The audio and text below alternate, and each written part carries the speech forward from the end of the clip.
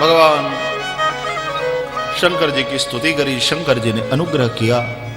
सती मरत हरि सन बर मागा, जन्म जन्म शिव पद अनुरागा। इसलिए जन्मी पार्वती तनु पाई। हिमाचल के घर में पुत्री बनकर के प्रकट हुई। पर्वत की पुत्री है इसलिए पार्वती, गिरि की बेटी है इसलिए गिरिजा। जब से परांबा पुत्री के रूप में आई है तब से हिमाचल में चारों तरफ सुख सिद्धि और संपत्ति छाई है। अनेकानेक ऋषि मुनि आए हैं, उन्होंने आश्रम बनाए हैं, जप तप करने लगे हैं। और तब देवर्षि नारद भी आए हैं। नारद जी के चरणों में इस पुत्री को रखा। महाराज इस पुत्री के गुण दोष बताइए। नारद जी ने भविष्य कथन किया, अनेक गुण बताए। सुंदर, सहज, सुशील, सयानी, नाम उमा, अंबिका, भवानी, सबल अच्छन संपन्न कुमारी। अनेक प्रकार से सुंदर है और सुशील है आपकी यह पुत्री, गुणवान है। सारे गुण बताए। उसके बाद में कहा कि अब एक दो अवगुण जो है वो भी सुन लो। बोले इसके हाथ की रेखा ऐसा कहती है कि इसको वर बड़ा विचित्र मिलेगा। कैसा? बोले अगुण, अमान, मातु पितु हीना, उदासीन, सब संशय छीना, जोगी, जटिल, अकाम मन, नगन, अमंगल बेश, असस्वामी यही कह मिलही परिहस्त सिरेख। इसके हाथ की रेखा कह रही ऐसा स्वामी मिलेगा। देखो गुण कहो अवगुण कहो 10 है। अगुण, अमान, मातु पितु हीना, उदासीन, सब संशय छीना, जोगी, जटिल, अकाम मन, नगन, अमंगल बेश। 10 है। लेकिन ये 10 किसी साधारण मनुष्य के साथ शब्द लगाए जाएं तो अवगुण है, लेकिन शंकर जी के साथ लगा के देखा जाए तो सद्गुण है। गुण अपने आप में न दुर्गुण होते हैं न सद्गुण होते हैं, उसका धारण करने वाला कौन है उस पर आधारित है कि ये सद्गुण बनेंगे कि गुण बनेंगे। ऐसा स्वामी इसको मिलेगा। सुन करके दुखी हुए हैं सभी। नारद जी ने कहा मैंने जो लक्षण बताए हैं वो सभी शंकर जी में है। यदि तुम्हारी पुत्री तपस्या करे तो शंकर जी उसको पति के रूप में प्राप्त हो सकते हैं, और शंकर जी यदि पति के रूप में प्राप्त हो जाए तो क्या कहने, सारे दुर्गुण भी शंकर जी का आश्रय करके सद्गुण बन जाएंगे। समर्थ कहूं नहीं दोष गुसाई, रवि पावक सुरसरी की नाई। समर्थ को दोष नहीं होता। शंकर जी तो समर्थ है तो समर्थ को दोष नहीं होता, समर्थ को दोष नहीं लगता। लेकिन आजकल इस बात को लोग अन्य अर्थ में लेते हैं कि कोई बड़ा आदमी कुछ गलत काम करे और छूट जाए तो लोग कहेंगे भाई वो तो समर्थ को नहीं दोष घुसाए, आपणे એવું કર્યું ને તો આપણે જેલમાં હોઈએ, પણ એ तो मोटा मानस ने હવે समर्थ ने दोष न लागे। कैसे? बोले रवि पावक सुरसरी की नाई। रवि सूर्य, सूर्य की किरण सब जगह पड़ती, लेकिन सूर्य कभी अशुद्ध नहीं होता। पावक अग्नि सर्वभक्षी है, उसमें यज्ञ भी होता है, आहुति भी दिया जाता है, और उस यज्ञ में कचरा भी जलाया जाता है, उस यज्ञ में शव भी जलाया जाता है। लेकिन पावक हमेशा पवित्र है, सर्वभक्षी होते हुए भी अग्नि पवित्र है। और सुरसरी गंगा, गंगा में कितनी गटर और नालियां मिल जाती हैं, फिर भी लोग गंगा के जल को पवित्र ही मानते हैं, आचमन करते हैं। गंगा में कोई शराब की एक बोतल उड़ेल दे तो क्या कोई गंगा बहती गंगा का आचमन करना बंद कर देगा क्या? अरे गंगा में तो वो ताकत है, वो शराब को भी पवित्र कर देगी। लेकिन वो तो गंगा में कोई शराब डाले तो, लेकिन शराब में थोड़ा गंगा जल डाल करके पवित्र हो गई, अब ये पियो आराम से, ये बात नहीं है।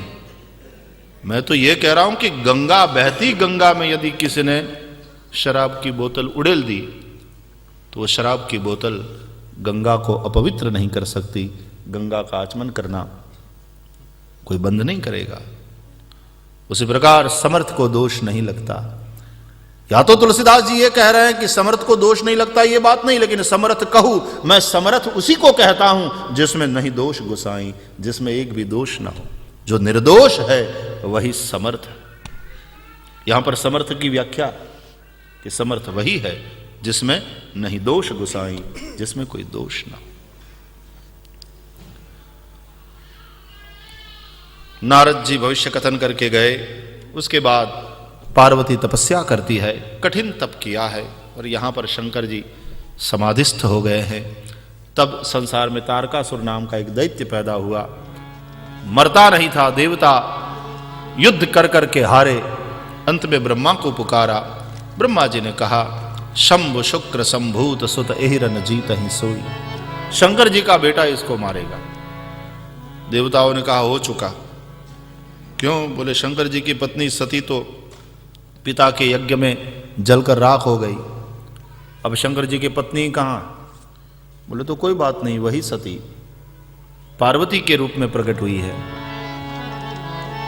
उसने खूब तपस्या किया है। आकाशवाणी के द्वारा भगवान ने वरदान भी दिया है, पुनः शंकर जी पति के रूप में मिलेंगे। कन्या तैयार है, वर को तैयार करो तुम लोग। देवताओं ने कहा हो चुका। क्यों? बोले वो तो समाधि में है। समाधि से जगाएं कौन उनको? मरना है क्या? बोले पठवऊ काम जाओ से उपाही, कामदेव को भेजो। ब्रह्मादि देव गए, कामदेव को पुकारा, तुरंत कामदेव प्रकट हुए। क्या काम है? बोले काम तुम्हारा एक काम है। क्या काम है? बोले यह काम आम नहीं है, साधारण नहीं, एक विशेष काम है। बोले बताओ तो सही। बोले शंकर जी को समाधि से जगाना है। कामदेव ने कहा सीधे सीधे क्यों नहीं करते, कहते कि तुम्हें मरना है। शंकर जी को समाधि से जगाना मतलब मरने की तैयारी। बोले सब देवताओं के कल्याण के लिए तुम्हें यह काम करना पड़ेगा, संसार के कल्याण के लिए। कामदेव को पता है मेरा क्या होने वाला है, फिर भी जगत कल्याण के लिए कामदेव तैयार हुआ है। वसंत आदि सहायकों को लेकर के, अप्सराओं को लेकर के कामदेव जाता है कैलाश। शंकर जी समाधिस्थ है। कामदेव ने बहुत प्रयास किया है, शंकर जी की समाधि नहीं खुली।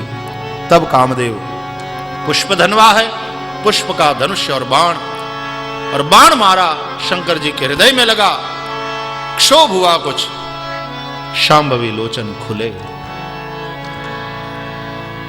उन नेत्रों से शांति बरस रही थी। इतने वर्षों की समाधि से उठे, शांति बरस रही है, करुणा बरस रही है। कौन है? किसने जगाया? और उसी वक्त तरु पल्लव में बैठे हुए मदन को, कामदेव को देखा। काम, तुमने मेरी समाधि को भंग किया, और क्रोध हुआ। तब शिवती सरनयन उघारा, चितवत काम भय उजरी छारा। तीसरा नेत्र खोला, अग्नि की ज्वाला प्रकट हुई और कामदेव जलकर राख हुआ। तीसरे नयन से जलाया, क्योंकि धर्म अर्थ काम मोक्ष में काम का स्थान तीसरा है, धर्म अर्थ काम, इसलिए तीसरी आंख से उसको जलाकर राख किया। या तो इन दोनों आंखों से तो काम और भड़कता है, मरेगा नहीं, वो तो तीसरे लोचन से ही मरेगा। ज्ञान रूप ये जो तीसरा चक्षु, कामदेव जलकर राख हुआ, हाहाकार हुआ। फिर तो कामदेव की स्त्री रति आई, भगवान शंकर जी की स्तुति करी, अपने सौभाग्य की भीख मांगी।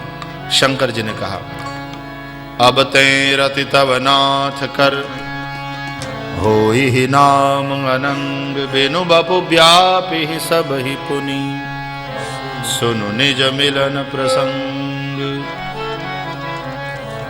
जब जदुवंश कृष्ण अवतारा, होई ही हरन महामहि भारा, कृष्ण तनय पति होई ही तोरा, वचन अन्यथा होई न मोरा। जब यदुवंश में श्री कृष्ण अवतार होगा, उस वक्त कृष्ण के बेटे के रूप में तुझे तेरा पति पुनः प्राप्त सदेह प्राप्त होगा। रति गवनी सुनि शंकर बानी। रति गई वरदान प्राप्त करके। ब्रह्मादि देव आए, शंकर जी से कहा आपने कामदेव को जलाकर रति को पुनः वरदान दिया, बहुत अच्छा किया। सभी देवताओं ने स्तुति करी और कहा महादेव जी कृपा करिए, आप विवाह के लिए, भगवान राम ने भी यही मांगा था शंकर जी से। सप्तर्षियों को भेज करके पार्वती के प्रेम की परीक्षा भी कर चुके हैं महादेव जी। तो ब्रह्मादि देवताओं की स्तुति उन्होंने स्वीकार करी। पार्वती के साथ विवाह के लिए ऐसे हो कहा सुख मानी। और तभी सब देवताओं ने, शंकर जी की अनुमति मिल गई तो प्रसन्न होकर नमः पार्वती पतये,